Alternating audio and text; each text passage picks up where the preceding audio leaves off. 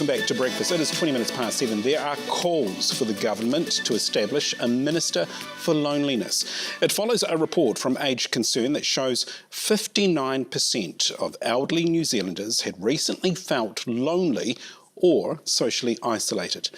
The CEO of Age Concern Auckland, Kevin Lamb, joins me now. Kevin, good morning. Yeah, morning, Daniel. Define what loneliness is. Is this just a case of the blues day by day? What is loneliness? What we're talking about in this report, it's not that sort of feeling a bit sort of blue on a cold, wet July afternoon. This is feeling lonely and isolated some or all of the time.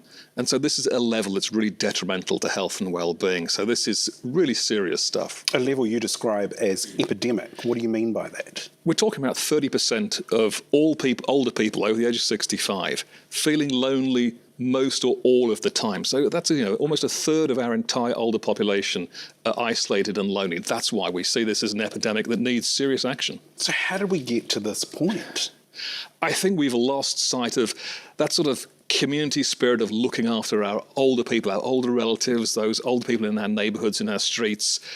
We've got a much more globalised society where many of us are now working overseas, forgetting that our families, our older relatives, our parents, our grandparents, aunts and uncles are still here in Auckland or in New Zealand.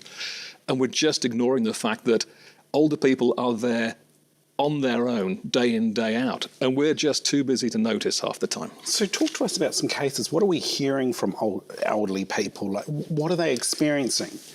You're literally talking about people who will not have any human interaction from one day to the next, from 1 week to the next.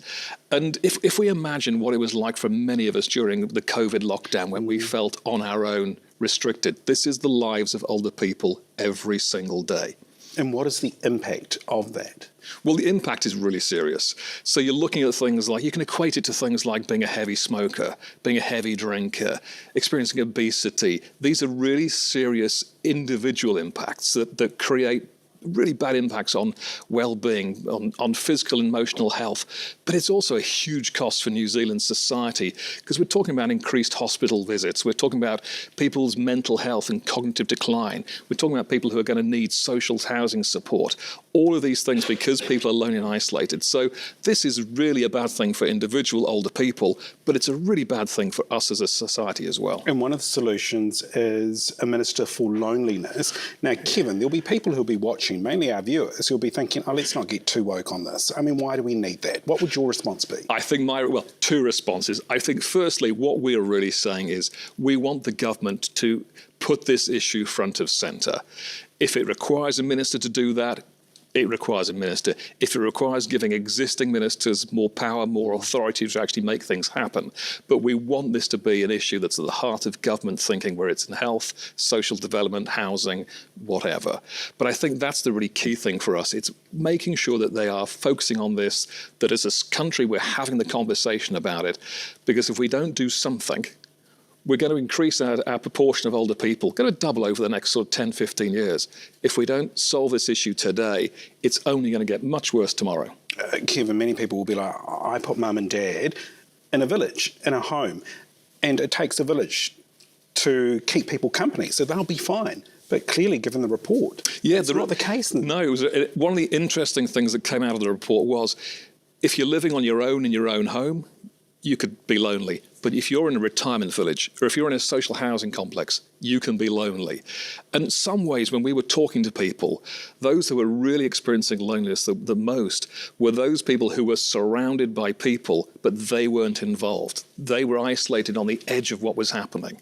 And so you could be in a retirement village, but if you're not involved in things, if you perhaps don't have the confidence, if you've recently lost a loved one and therefore you're on your own all of a sudden, and you're struggling to fit in, you can feel desperately lonely. So who's to blame, Kevin? Because I'm sitting here thinking, when did we as a society forget our elderly people, forget to check in on the elderly?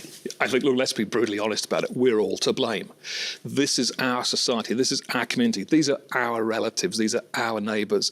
And I think what we have done is we've simply forgotten those basic, simple things of being a good neighbour, of being a good son, a good daughter, a good grandchild. We're allowing ourselves to focus on our own lives, on what's important to us, and forgetting the older people in our lives who are still there but are now on their own. It's been a great chat, Kevin. Really, really great to have you in the studio. That's a pleasure, and thank you for showcasing this issue. It's a really important one. Yeah. Yeah, indeed it is. And hopefully by you having this conversation that it does highlight for those of us, within the community and saying, oh, I wonder how, that person across the road is doing. I wonder how mum and dad are doing. Thank you. Ngā whakatarangi o 7